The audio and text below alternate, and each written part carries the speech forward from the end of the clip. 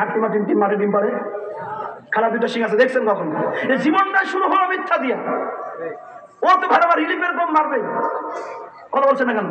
বড় বড় কালভেট রাস্তা ব্রিজ তো খেয়ে ফেলবো, কোনো আর আমার মনের ভিতরে কোনো রকম কোনো সেন্টার আসবেই না, কথা বলছেন না কেন?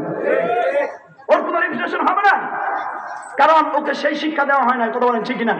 আর যখনই বান্দাকে শিক্ষা দেওয়া হবে, সম্মানিত উপস্থিতি, সম্মানিত হাজির, কোরআনের জ্ঞান যখন শিক্ষা দেওয়া হবে, লা ইলাহা ইল্লাল্লাহ, নেই কোনো মাবুদ আল্লাহ ছাড়া, সে জানবে যে আল্লাহ ঘুমাইলেও দেখে, খাইলেও দেখে, শুইলেও দেখে, কথা বলেন ঠিক না বেঠিক?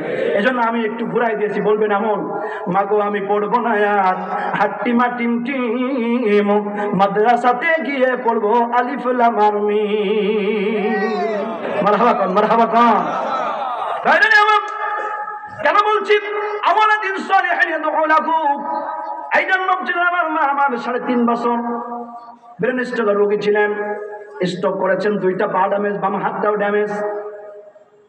আমি তখন কুষ্টিয়াতে থাকি, আমার ভাইরা মাঝে মধ্যে ছুটি পেলে, ঈদ মাহফিলের সুযোগ পেলে বাড়িতে আসি। বিছানায় পোশাক পায়খানা সব মায়ের, নিজের গল্প বলার জন্য আসি নাই। ঢাকার ভাষান থেকে যুবকেরা তরুণেরা মেসেজগুলো নিয়ে যান, আল্লাহ জ্ঞান আমার দিল থেকে কথাগুলো বলতেছি শুধু আমলের জন্য। যখন সময় পেয়েছি মায়ের পোশাক পায়খানা আমি নিজেও পরিষ্কার করেছি। আমার সাহেবকে বলেছি, হুজুর মা তো অসুস্থ, আমি কি করব, কি করা যায়? হুজুর বলেছেন, মা তো মাই, তুমি পরিষ্কার পরিচ্ছন্ন করতে থাকো। আমি বলেছি লজ্জাস্থানে অনেক সময় হাত লেগে যায় পোশাক পায়খানা পরিষ্কার করার সময়।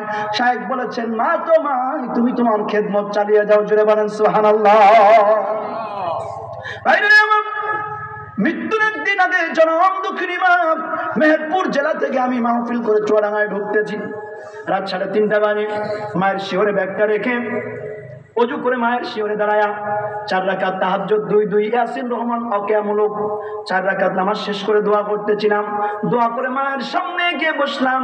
25 দিন পর্যন্ত না খাওয়া 2 চামচ ফলের রসকে মা বেঁচেছিলেন। 25 দিন ধরে কথা বন্ধ, 2টা পা ড্যামেজ, বাম হাতটাও ড্যামেজ, শুধু ডান হাতটা একটু সুস্থ ছিল। মায়ের সামনে বসেছি, জনম দুঃখিনী মা আমার ডান হাতটা আমার হাতের ভিতরে লাগায়া একটু উঁচা করার চেষ্টা করে, নিথর দেহ শক্তি নাই, তুলতে পারে না। আমি জোর দিলাম, দেখলাম জনম দুঃখিনী মা একবার আমার ডান গালে, একবার বাম গালে হাত লাগাই, বাম চোখের পানিগুলো গড়ায় গড়ায় ডান চোখ দিয়ে বালিশ ভিজে যায়। আমি বলি, মা এমন করে তো তুমি কোনোদিন কান্দো না, কি বলতে চাও? নিথর দেখো ছোট্ট করে তাকায়া, ঠোঁটটা নড়তেছে, জিহ্বা নড়ে, কানটা মুখের কাছে লাগাই দিলাম, কথাগুলো বোঝা যায় না। জনম দুঃখিনী মায়ের চোখে পানি পড়তেছে। ফজর পর্যন্ত মা আমার হাতটা দ্বারা একবার ডান গালে বাম গালে লাগাইয়া দেয়। ফজরের নামাজ পড়তে গেলাম হাতটা ছাড়ায়া, ফজর পড়ে আমি সিরাজগঞ্জের দিকে রওনা করবো মাহফিলের জন্য। বললাম, মা গো আমি তো কোরআনের ময়দানে যাব, তোমার দোয়ায় আল্লাহ আমাকে পর্যন্ত নিয়েছে, মা দাওয়াত নেওয়া আছে। জনম দুঃখিনী মা কথা বলতে পারে না, চোখ থেকে আবার ডান চোখ থেকে পানিগুলো বাম চোখ দিয়ে গড়া গড়া পড়তেছে। আমি বললাম, মা এমন করে তুমি যদি কান্দো মা মাহফিলে যেতে পারবো না, দোয়া করে দাও। জনম দুঃখিনী মা আবার হাতটা আমার ডান গালে বাম গালে লাগায়, মুখের মধ্যে চুমা দেয়। ঢাকাবাসী হাতে ধরে যায়, পা পড়ে যায়। জনম দুঃখিনী মার কাছ থেকে বিদায় নিয়ে 2-3 কদম হাঁটার পরে দেখলাম মা তোষকের উপরে ডান হাত দিয়ে থাবায়। পিছনে তাকায় দেখেছি জনম দুঃখিনী মা আবার হাত দিয়ে ইশারা করতেছে। মার কাছে গেলাম, বললাম, মা কি বলতে চাও তুমি? এমন করলে তো মাহফিলে যেতে পারবো না।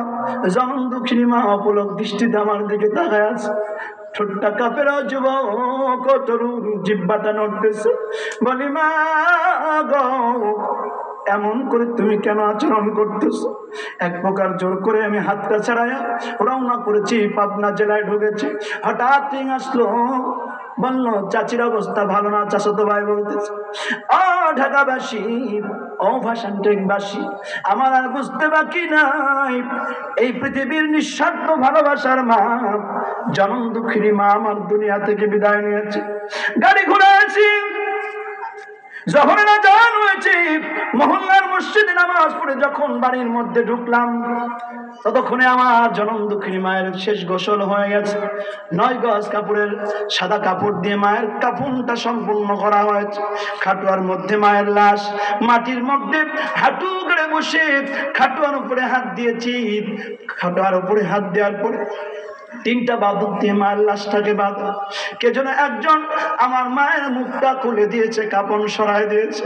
সাদা কাপড় সরানোর পরে মায়ের চেহারার দিকে তাকাও। ও ঢাকাবাসী, মার চেহারা যেন আমাকে বলতেছে, জাদুরে সকাল থেকে কিছু এখনো খাও নাই, সকাল থেকে এখনো কিছু খাও নাই, তোমার মুখটা শুকনা, তাড়াতাড়ি হাত মুখ দিয়ে খেয়ে নাও। আবার মায়ের মুখের দিকে তাকালাম, মা যেন বলতেছে, জাদু